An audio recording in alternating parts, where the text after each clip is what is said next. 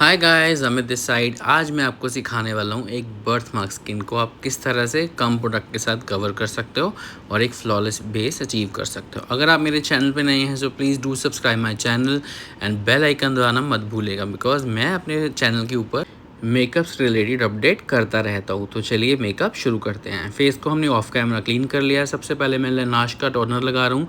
This is really good for hydration. उसके बाद मैं यूज़ कर रहा हूँ पिक्सी के brightening under eyes patches.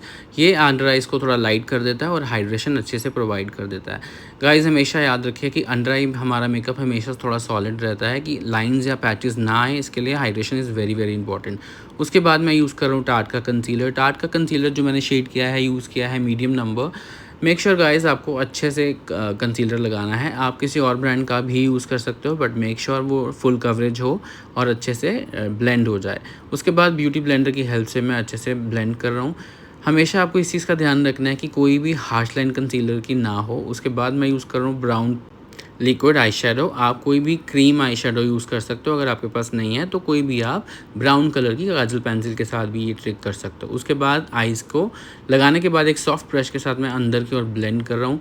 Guys, इस चीज़ का हमेशा याद रखिएगा कि आपको पहले एक आइज़ पे लगाना है तो ब्लेंड करना है, नहीं तो आप दोनों आँखों पे लगा देंगे तो दूसरी आँख का जो है लिक्विड आई शेडो वो ड्राई हो जाएगा, वो ब्लेंड नहीं होगा। तो टर्न बाय टर्न आप इसको ब्लेंड करते जाइए। उसके बाद मैं सेम कलर का आई शेडो लेके अंदर की ओर ब्लेंड कर रहा हूँ, जो कि मैंने यूज़ किया है ब्राउन कलर का। ब्रांड जो मैंने यूज़ किया है दिस इज़ फॉर नताशा डेनोना। ये आई शेडो बहुत ही अच्छा और बहुत ही स्किन फ्रेंडली है। ब्लेंडिंग बहुत स्मूथ हो जाती है। उसके बाद मैं यूज़ कर रहा हूँ एक neutral brown eye shadow. Brush को आप इस तरह से चलाइए जैसे गाड़ी के वाइपर चलते होते हैं, तो इस तरीके से आप चला सकते हैं। सुनने में थोड़ा फ़नी लग रहा होगा, लेकिन इट्स रियली वर्क। ब्रश को चलाते हुए हमेशा ध्यान रखिए कि जितना प्रेशर कम होगा उतना आई मेकअप सुंदर होगा। तो प्रेशर कम करने के लिए ब्रश को हमेशा एंड से पकड़िए। उसके बाद एक ब्लैक आई शेडो मैं आउटर कॉर्नर पे लगा के अंदर की ओर ब्लेंड कर रहा हूँ। इस टेक्निक से आपकी आइज़ इन्हेंस लगती हैं और आँखें थोड़ी सी बड़ी भी लगती हैं। तो ये अगर आपके क्लाइंट या आपके मॉडल ब्लैक आई शेडो आप नहीं लगाना चाहते तो इसकी जगह पे आप डार्क ब्राउन या कोल आई शेडो भी लगा सकते हो। वो आपकी पर्सनल चॉइस है कि आपको अपने मेकअप को कितना इफेक्टिव रखना है, उस हिसाब से आप कलर चूज़ कर सकते हो। उसके बाद मैं एक खाली ब्रश के साथ जो हार्श लाइन थी ब्राउन कलर की और ब्लैक कलर की, उसको ब्लेंड कर रहा हूँ। गाइस, हमेशा याद रखें कि आपके आई शेडो में कोई भी हार्श लाइन नहीं होनी चाहिए।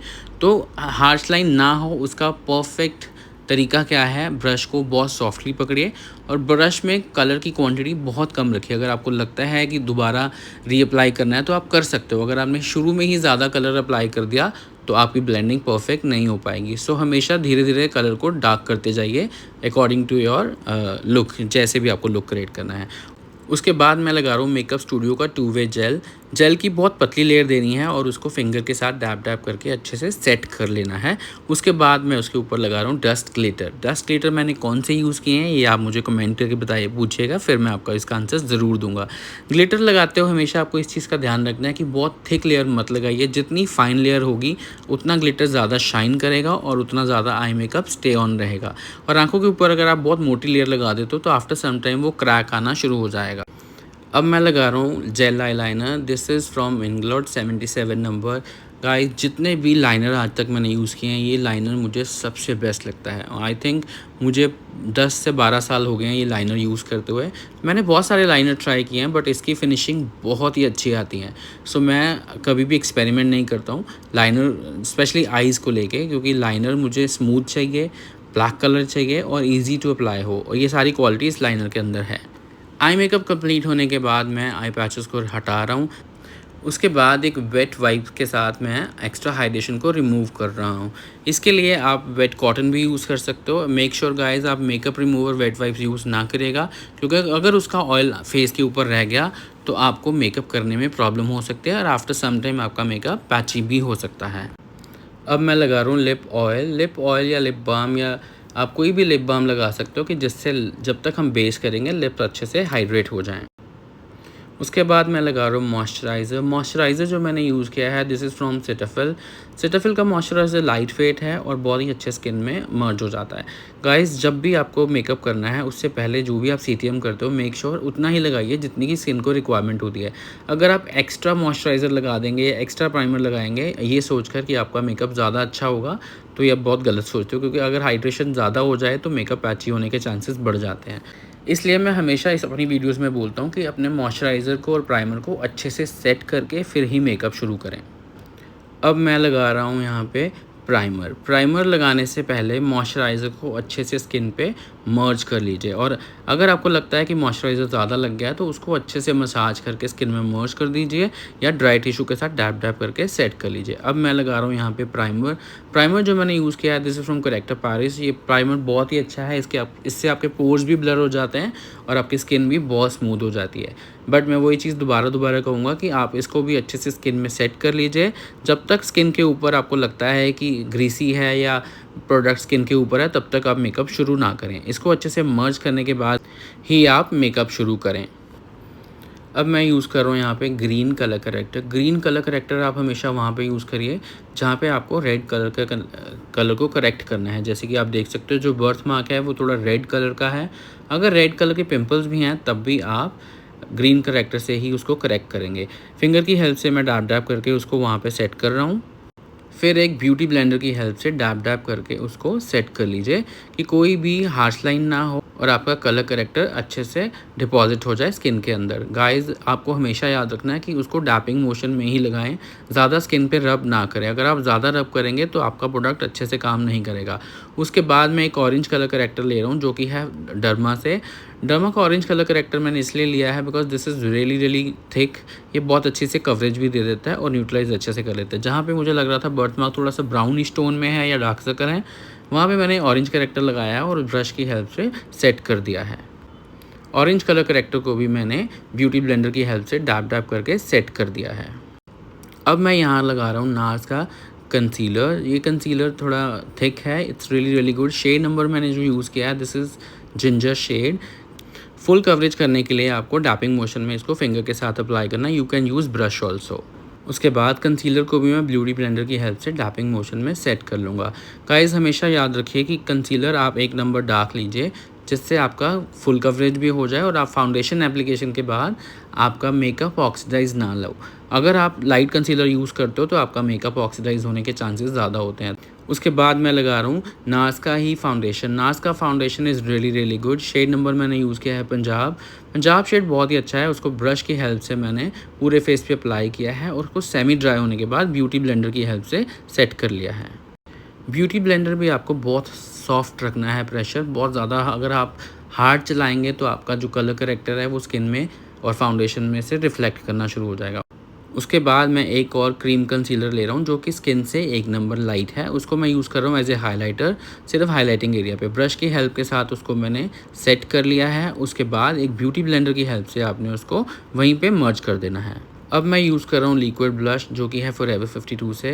लिक्विड ब्लश आपने लगाकर उसको ब्यूटी ब्लेंडर या ब्रश की हेल्प से सेट कर लीजिए। मैं हमेशा उसको डैपिंग मोशन में अप्लाई करता हूँ जैसे कि आप वीडियो में देख रहे हो। उसके बाद एक फ्लफ़ी ब्रश के साथ उसको वहीं पे सेट कर लेता हूँ।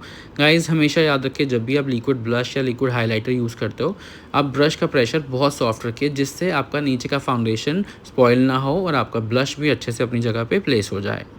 मैंने जो लिप ऑयल लगाया था उसको एक ड्राई टिश्यू के साथ मैं रिमूव कर रहा हूँ। आप जब भी लिप प्लम्प या लिप बाम या लिप ऑयल कुछ भी लगाते हैं, लिपस्टिक लगाने से पहले या पाउडर लगाने से पहले उसको हटा दीजिए, बिकॉज़ अगर वो पाउडर के कॉन्टैक्ट में आता है तो आपका मेकअप पैची हो सकता है। उसके बाद मैं यूज़ कर रहा हूँ लॉरा मर्सिया का पाउडर। गाइज़, हमेशा याद रखिए कि पाउडर की क्वांटिटी राइट होनी बहुत ज़रूरी है और पाउडर अच्छे से लगाइए। बहुत ज़्यादा पाउडर लगाने से मेकअप पैची हो जाएगा। अगर पाउडर कम लगाया तो मेकअप की स्टेबिलिटी पे इफेक्ट पड़ेगा। तो इसी से आप समझ जाइए कि पाउडर कितना बड़ा रोल प्ले करता है मेकअप के अंदर। तो इसीलिए पाउडर की राइट क्वान्टिटी लगाना बहुत इंपॉर्टेंट है। पाउडर लगाने के बाद मैंने उस पर लगाया है मेकअप स्टूडियो का सेटिंग स्प्रे। ये फिक्सिड सेटिंग स्प्रे है, ये बहुत ही अच्छा स्प्रे है। मैं काफ़ी टाइम से इसको यूज़ कर रहा हूँ। नेक्स्ट मैं लॉरा मर्सिया के पाउडर से ही अंडर आई को बेक कर रहा हूँ जैसे कि आप वीडियो में देख रहे हो।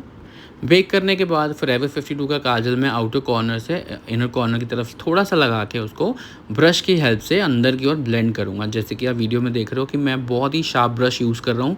अगर आपके पास पेंसिल ब्रश नहीं है तो you can use any small brush. अंदर की ओर उसको ब्लेंड करते हुए हार्श लाइन को रिमूव कर देना है। उसके बाद इनर कॉर्नर से आउटर कॉर्नर की तरफ एक ब्राउन आई शेडो लेके मैं काजल के साथ ब्लेंड कर रहा हूँ जैसे कि आप वीडियो में देख रहे हैं। आई मेकअप को कंप्लीट करने के बाद एक सॉफ्ट ब्रश के साथ मैं बेकिंग पाउडर को रिमूव कर रहा हूँ। जब आपने पाउडर को रिमूव करना है तो प्रेशर बहुत कम रखिए और ब्रश को क्लीन करते जाइए। प्रेशर इसलिए कम रखना है कि नीचे आपने एक बहुत फ्लॉलेस बेस अचीव कर लिया है कि जिससे वो ख़राब ना हो जाए, तो इसलिए बहुत सॉफ्ट ब्रश यूज़ करिए और प्रेशर बहुत ही कम रखिए। उसके बाद मैं कर रहा हूँ आईब्रो को डिफ़ाइन। मैंने यहाँ पे यूज़ किया है पाउडर बेस जो कि करेक्टर पैरिस का आईब्रो डिफाइनर है। अगर आपके पास ये नहीं है तो आप कोई भी मैट आई शेडो जो कि ब्राउन और ब्लैक को मिक्स करके आप आईब्रोज़ को डिफ़ाइन कर सकते हो।